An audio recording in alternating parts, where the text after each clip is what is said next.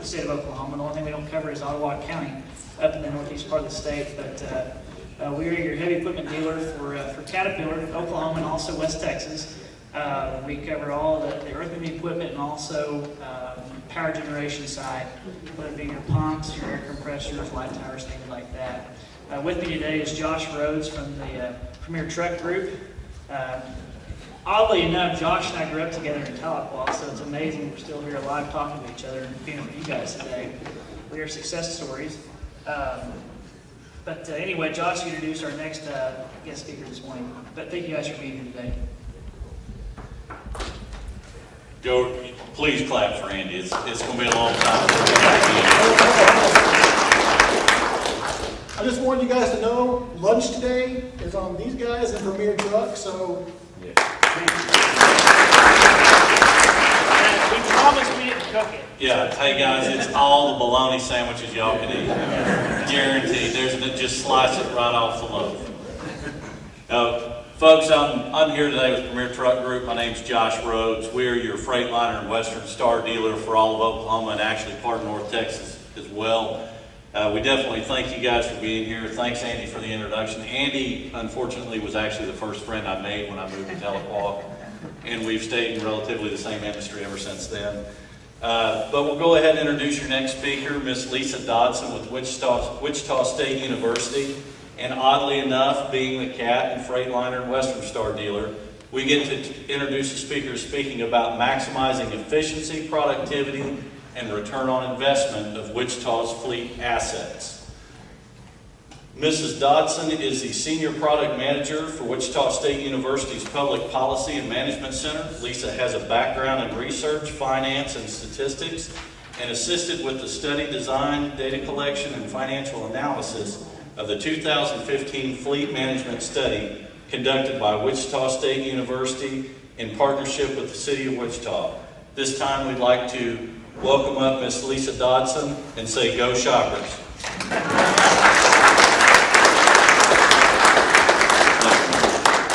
I have to tell you though, I was born in Pawhuska, so I have to say I'm a little bit attached to those Cowboys. My family was in Stillwater. They're still wondering about who won. Okay, can you hear me? Today I'm going to talk about a study that we did, that Wichita State did for the City of Wichita's Fleet Department. And I must confess, I had been a little lazy. Ben Nelson, who was on the program, who was the interim fleet director for the city, had intended to join me on this, so in my mind, he was going to give the presentation, and I was going to be the color commentary person, like in a sportscast, you know. And Monday, he was unable to make it, got called out on another project, so you guys are stuck with me. So what I'm going to do is tell you the story from the perspective of a non-fleet person. This would be like one of your internal customers that calls you up to complain about their rate or the service or something like that. So I'm the outsider who comes in and is asked to assess the fleet department. Let's see if I'm doing this right. What did you tell me I needed to do to advance the slide?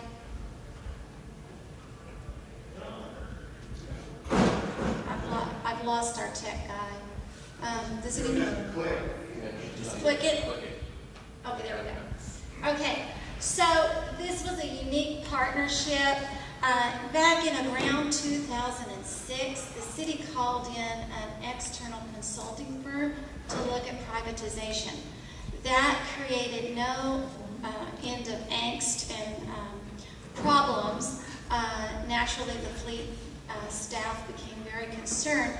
So when the manager wanted to take another look at fleet, what he decided to do was bring in the university so it would be a little bit less threatening. It would look at the situation from a fresh perspective, fresh eyes. So we were to conduct this review between November and May. And I must confess, most of the work that the Public Policy and Management Center does is for local government and nonprofit. And for me particularly, I work on projects for museums and human services organizations, not fleet. So for the first month when our team met, which consisted of 4 WSU people and the intern fleet manager, the shop supervisor, and the financial analyst for fleet. So when our team met and we first were going through what the scope of work would be, I was sitting there thinking, oh my gosh, what have I gotten myself into? I don't even understand the language they're talking about. Things like, what is a vehicle equivalency? I dazzled it with my brilliance, let me tell you. So, when we met with this team, we identified 6 things that we were going to look at. But initially, the finance department, my background's in economics and finance, so they started sending me massive quantities of data and spreadsheets. And I was looking at these spreadsheets, and I couldn't get the context of the data. I couldn't really tell what story it was telling me because I didn't really understand what fleet did. So the fleet shop supervisor took pity on me and agreed to give me this tour of fleet. And so I got the behind-the-scenes tour. I got to watch him work on the pumper truck, fire trucks, and the dump trucks, all the way down to the lawnmowers and the weed eaters and the paint shop. And it was very, very helpful because now when I looked at the data, it meant more to me. I was looking at things like, well, what's the difference between a heavy vehicle and a light vehicle? Well, that may be real obvious to all of you, but to me, it was a real question in my mind. So getting this tour made a huge difference. I did learn that we have about 2,300 assets and 26 fueling locations serving all city departments. Fleet does not include transit. They have their own separate categories. They operate 5 fleet shops and have 56 positions. They're an ASC Blue Seal certified fleet operation, and they were recently named Notable Fleet by APWA and Government Fleet. So this on the surface looks great. Why in the world would they need an external assessment? They seem to be doing very well. So the kinds of things they asked us to take a look at were to evaluate the asset replacement system to optimize financial resources while maintaining the same service level. So we spent a lot of time talking about, what service level do we want to maintain? But at the same time, how can we get more life expectancy out of our vehicles? To analyze the financial stability of the fleet fund and ensure long-term sustainability. Assess the level of user satisfaction with reliability and quality of service. Identify best practices for fleet.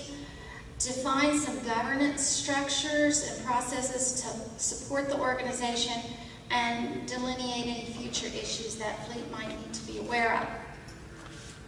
So the first thing we did was begin to look at the efficiency of the fleet workforce. And when I show you this slide, it's to look at the story that it tells. First of all, our number of employees has dropped by 1/3. So between 2006 and 2014, we've gone from 45 to 30. The number of generated work orders has been relatively stable. It has a slight, 5% reduction. But the work order ratio per employee has gone up 42%. So what that tells me is we are doing more with less. They're working harder, they're turning things around faster, they're performing more efficiently. So we started to look at, well, what are the good things that are happening that are causing this result, and what are the things we need to be aware of for the future. So I took a look at their expenses. And this first line, well, didn't change.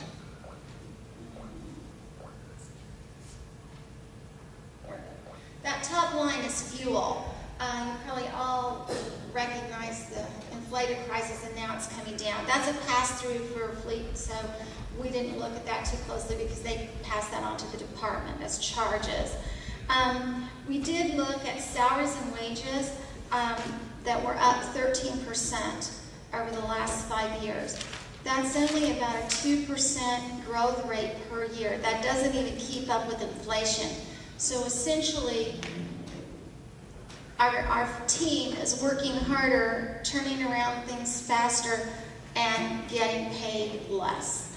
That raises questions in my mind about sustainability, and that what's our turnover rate? Are we going to be able to hang on to our skilled labor force? And sure enough, we are having some problems. Once we get them trained as mechanics, they go find a job somewhere else making more money. So keeping our mechanics is a challenge. Contractual's gone up, materials and supplies have gone up 81%. So it's a huge jump in that. And capital outlays have gone up. So what this tells us is that we've got some expenses that are growing, and how are we managing that? One thing I did learn that's probably no surprise to you, but the labor wasn't transferable. In other words, a mechanic that's working on the big diesel engines can't, when he's got a slow period, we can't pull him over to work in the small engine shop necessarily. So that was something that I became aware of. How do we manage our staff time, and you know, what are our skill sets? And that's an ongoing challenge. Looking at the fleet fund net revenues, we were doing fine for the first 3 years until 2013. We were running a surplus, but then for the last 2 and the way this year's shaping up, we're running deficits. So our expenses are outstripping the revenues that we collect. We're an internal service fund, so we bill our departments based on their maintenance and repair and a rental fee.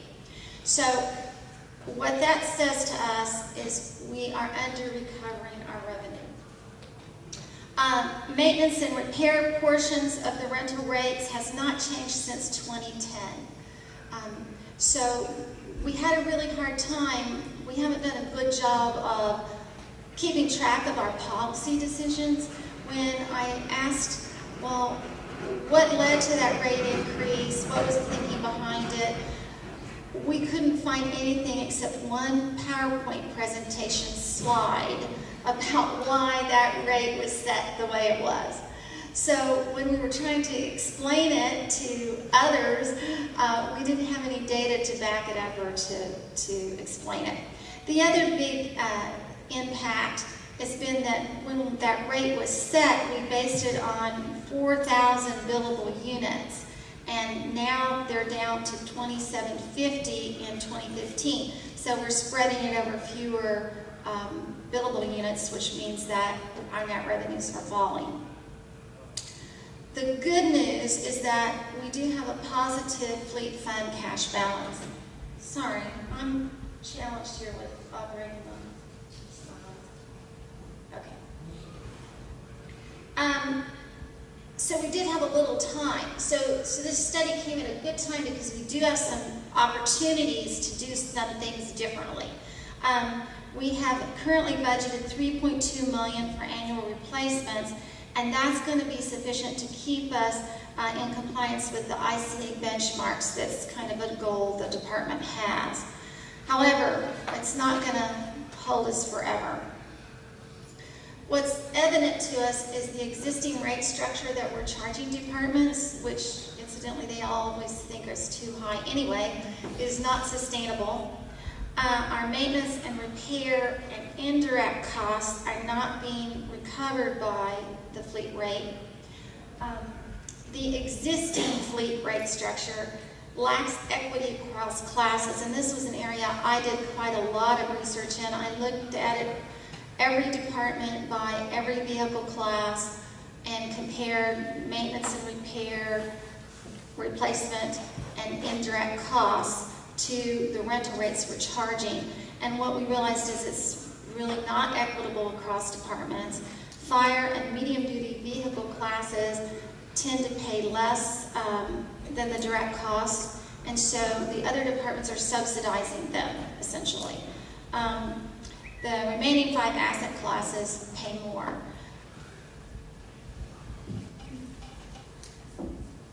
Looking at these costs, What I found out was in the fleet, they were keeping separate spreadsheets for maintenance and repair rates and then replacement rates. Then they were consolidating them into one rate, and that's what went on the billing to the departments. Well, that was generating a lot of phone calls and explanations about why am I being charged this, and a lot of confusion by users, a lot of complaints because they didn't understand how the rates were calculated. So what we recommend is that they break those rates out separately and track them separately. They help their staff and their customers understand how that rate was determined, and then that can improve their ability to monitor and provide better customer service. Another situation that we became aware of is our shop supervisor has been there for a long time, and everybody thinks he's fantastic. I couldn't talk to a single department in the city that didn't think Mike was wonderful.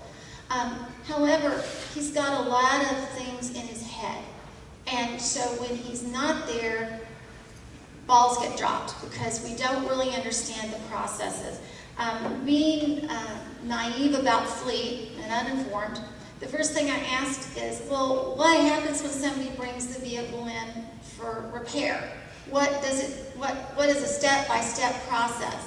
Well, they could verbally tell me it depends on the type of vehicle and it depends on what's wrong with it and all of that, but as someone who doesn't understand that process, it was really difficult to visualize. So there are some mapping types of techniques where you can flow chart out what happens when a vehicle comes into the organization and what are the steps, step-by-step process that should happen, and then that helps you identify cycle time delays, any kind of repeat processes or opportunities to improve handoffs. You know, are you touching a work order way too many times before it actually gets to where it needs to go? And it also helps you identify what metrics to monitor. One of the things that we became aware of is they measured downtime by the point that the vehicle enters the shop, is worked on, and notification is sent that it's ready. It may sit in the parking lot for 2 days before it enters the shop, and we don't know that. We don't have a process in place to track when do we find out the vehicle's out of commission up to the point of when is it back in commission. So this process mapping would help us identify things like that. The other thing that we became aware of is when something is repaired, it might be ready to pick up in the morning, but notifications for pickup don't go out until late in the afternoon, so it could sit there all day ready to be picked up, but nobody knows about it. So we're looking at, are there ways to send text message alerts or something like that to let folks know, hey, come and get it, it's ready to go. And some of these suggestions actually came from our fleet staff, and as we got them to start articulating the processes, that's where we started identifying where some of the weaknesses were.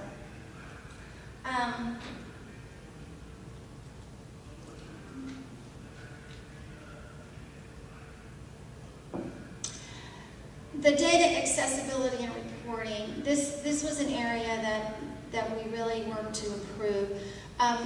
Fleet did not have its own financial analyst until about 3 months before this project started. And they depended on most all of their data either maintained internally on spreadsheets by staff or it came from the finance department. So when I started asking for things like maintenance and repair costs by vehicle class or OCA code, I got volumes of data, and as I started trying to work with it, I realized that we had a lot of duplicates, that when a piece of equipment went to another department, it was given a new OCA code, and so we had it in there twice. And so we had a lot of trouble with getting clean data. It took us about 3 months to get to the point where the data was clean. So one of our recommendations is that they take a look at what kind of management reporting do they need. And there's things like dashboard reports. I don't know if any of you use those. They're like one-page reports, and you look at 4 or 5 key metrics that management needs to track regularly. And that is then an information tool that if they want to get more information, they can, but it gives them a quick 1-minute review of the status. Records archival system for those policy decisions, like that 2010 rate increase. We didn't have anything except a single PowerPoint slide talking about that rate increase. So we needed to do a little more with that. And we were also asked to look at the ASE certification process. We determined that one of the reasons that our staff was more efficient was because of participating in the ASE program. But what we also realized is that we need to prioritize certain certifications. We were having trouble getting mechanics that wanted to work on the really big equipment, or the equipment that you had to be on call for 24 hours. So we wondered if there were ways to use that certification as incentives.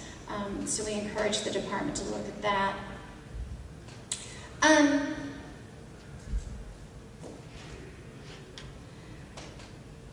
About January, we got a division head that had been to a conference and had learned about decision support tools, he calls them.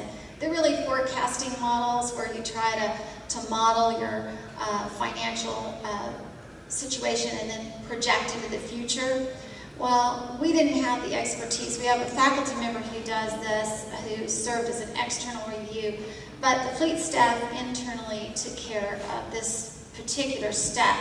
But what we wanted to do was determine what is the optimal strategy for replacement to minimize costs. And so we looked at historical data and then projected it 30 years out to define this replacement strategy and still keep the same level of service. The reason that this came about is if you look at this graph, the city's budget is that green line that goes through there for replacement. We have a huge replacement bubble, about $15 million, that's going to have to come out of the general fund in, 2017? And then another big replacement bubble a couple of years later. So we're very underfunded. The fact that our rates have been low, haven't been raised since 2010, we're looking at having to go to council and ask for money. So this was a driver in taking a harder look at life expectancy of vehicles. We currently have a pretty healthy cash balance right now, but you can see it's depleting in 2018. It's quite a bit down. So we have got to figure out what we're going to do by that replacement bubble of 2017, 2018. This decision support tool was designed by Ben Nelson primarily to help do some forecasting. It's not meant to replace the common sense that fleet uses when it decides to replace a vehicle. It's supposed to be a tool that aids in that replacement.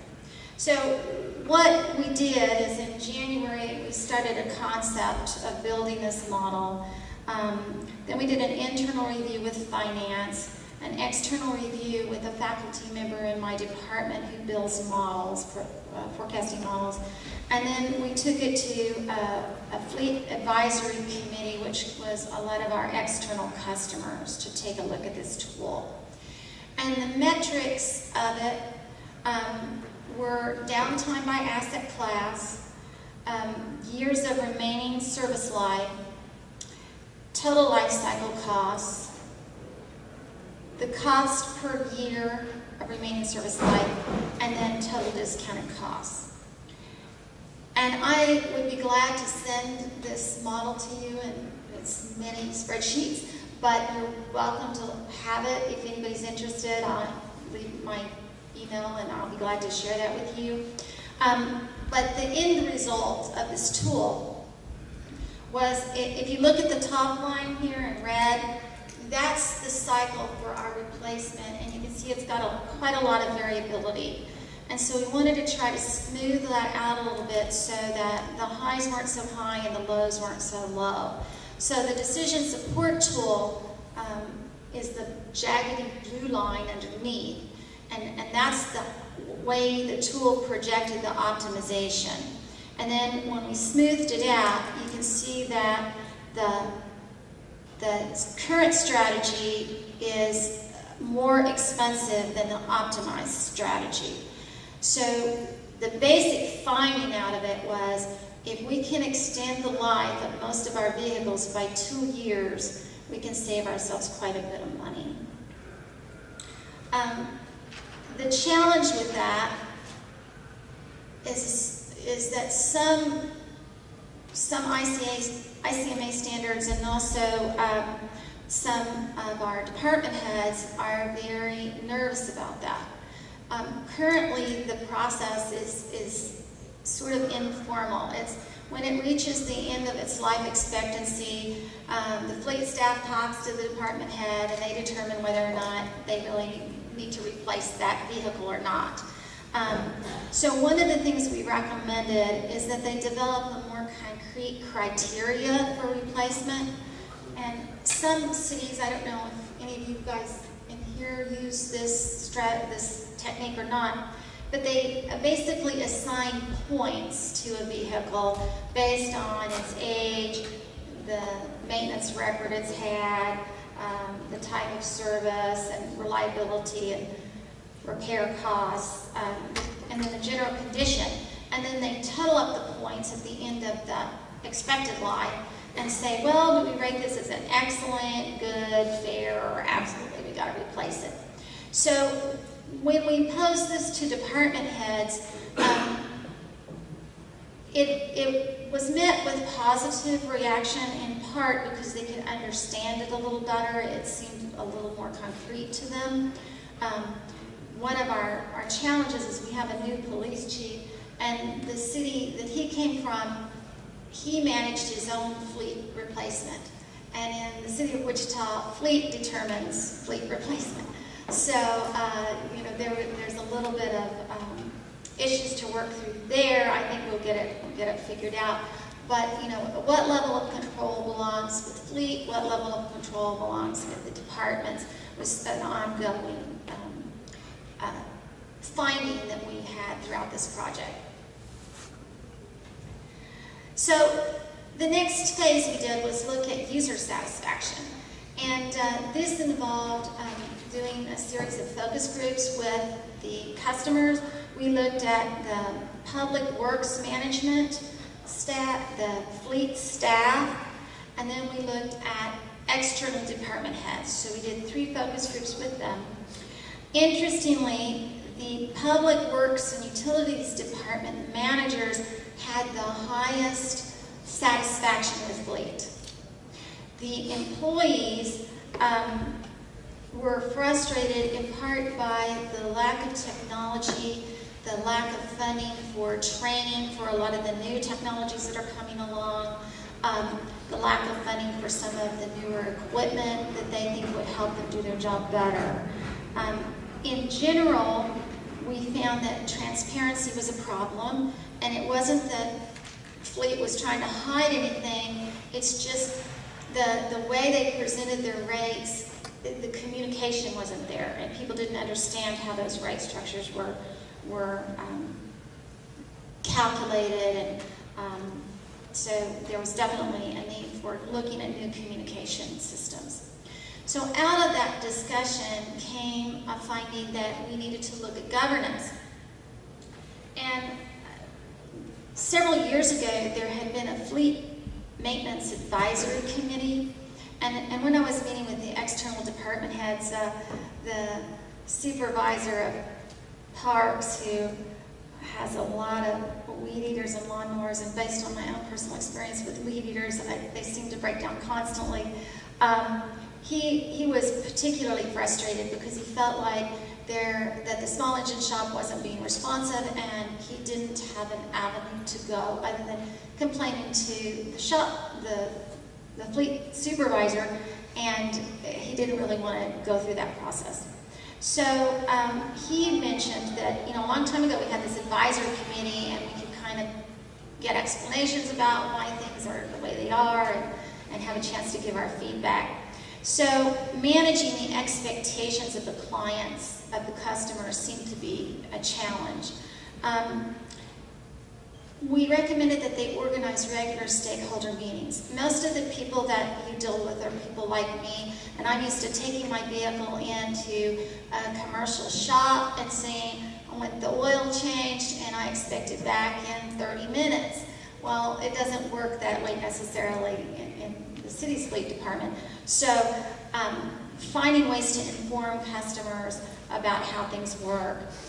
Periodic customer satisfaction surveys, developing a communications plan to share performance metrics with users, and then some kind of vetted replacement schedule where everybody really kind of understood how we replace things. We were still charging, I would hear things like, we have a 15-year-old pickup and they're still charging me a replacement rate on that. It should have been paid off 7 years ago. Why am I keep having to pay this rate? Well, it's in part because of the way the funding structure is. But there was no mechanism built in to explain that to users. The city now, the study concluded last April and May, and when I met with them last week to see kind of where they're at, they have made progress. They have formed the advisory committee that consists of fleet customers, the representative from the city manager's office, and the Department of Finance. They've met 3 times, and they've received feedback on the decision support tool and some of the other processes that are in place, and they're now in the stage of implementing those. The best practices findings that we have, as I was looking at your conference agenda, it looks like you guys are already looking at lots of these things. When gas prices got so high, we have done some things like automate the fuel system and super single tires, whatever that means, some other green changes. But one of the findings that we felt is that they might look at a sinking fund model to utilize, and it'd be kind of like a department savings account, where instead of the cash method we're currently using for paying for replacements, we're sort of building up a savings account reserve here so that when an asset has to be replaced, we're not seeing these big bubbles like we do. We also found that from Boston in particular, we did make some phone calls and look at some literature reviews. Oil analyzer and other equipment for lubricants would be worth looking at to help reduce some unscheduled repairs. Keeping an eye on those environmental regulations that are coming, and the speaker before me was talking about airbags and things like that you all have to deal with. And then some kind of long-term technology plan, because the field is becoming more and more sophisticated, and more training is needed on how to use these new pieces of equipment and to acquire those. So we had recommended that they really start thinking about technology, particularly based on what the shop employees were telling us.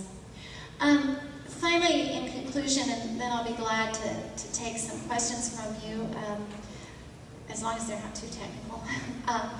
But when I went through the tour of fleet and kind of my takeaway from this whole project, which was quite intimidating when I first started, but quite rewarding as I got into it.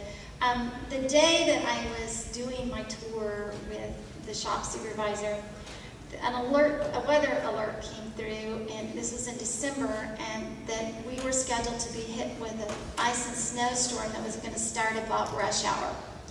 And so after looking at all this equipment, suddenly the fleet team had to mobilize, and it was like a military operation. These snow plows started heading out the gate, just at 3:30, we got to treat all the bridges. They had priorities set, and it was really quite moving, because it dawned on me, fleet is the unsung heroes in this city. You guys keep the wheels moving. You ensure the public safety. And if you weren't there, making sure that equipment worked and was available when it's needed, and that things are prioritized the way they're supposed to be prioritized, my community and my family would not be near as safe. So I wanted to say thank you, that as someone coming in with no background about fleet, it was really a wonderful experience to learn what you do, and I just want to say that, be proud of yourselves. You do great things for your communities, and you may not always get the pat on the back or the thank you. You may hear more complaints than you hear positive things, but you're important. So thank you so much for having me today, and I hope you enjoy your conference. I'm more than happy to try to answer any questions. I also have my email up here. If you'd like a copy of the complete plan or the decision support tool, I'll be glad to mail those to you. Any questions? Yes, sir. Curious of why they decided to pass over fuel. I mean, you mentioned they said because it was a pass-through, but even though it's a pass-through, it's their largest expense. So I'm just curious of what that is, and I would think from an end user standpoint, Yep. they would be screaming about that. They were really, it's my understanding, and I wish Ben was here because he could explain it better. My understanding was that they were trying to give, with their fueling system, they were trying to make departments be more accountable for their own fuel costs.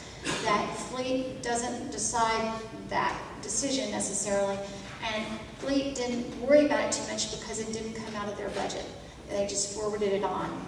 But departments' budgets it did. And it would, and you would think that the forecast model would be significantly impacted by cost savings because of fuel reduction, which would then think the city would then say, there's more capital available by reducing, because it's your biggest expense. If it was looking at the whole city, it would, but the cost model only looks at fleet department. So since the fuel is a complete pass-through, that's why they didn't. But on the city level as a whole, you're right, if they were modeling that. But part of the effort, I think, was really to get departments to take a little more ownership of it. And other questions? Yes, sir. Who, in your point system, who was actually doing the points? Was it the department themselves? Because having a similar setup, we don't let our departments determine the points, because if it's a police vehicle, they're all going to say the condition is 5, 4. So. The city of Wichita doesn't currently use that model, but they're looking at going to it, and fleet would do it. The departments, when we went through this process, and you can imagine the biggest objections we got were from fire and police, because they, need their vehicles, they're dependent on it, and they were also very concerned about breakdowns. We don't want to be out doing DUI road check and the breathalyzer van break down, and there's nobody on duty on Saturday night, and that kind of stuff. So they make, in the forecast model, they did run some scenarios where everything's life expectancy was extended except for police and fire. So they're able to play with that life cycle cost model just a little bit. But that's where the point system is one method to look at, but you still have to use judgment and input from the departments and the fleet staff. Other questions? You guys have been a wonderful audience. I say you guys, there's women in the audience. In Oklahoma, you say y'all, but I got teased so much about that in Kansas. They all say you guys, and it includes everybody. It's inclusive. So anyway, thanks you all for having me, and have a great conference.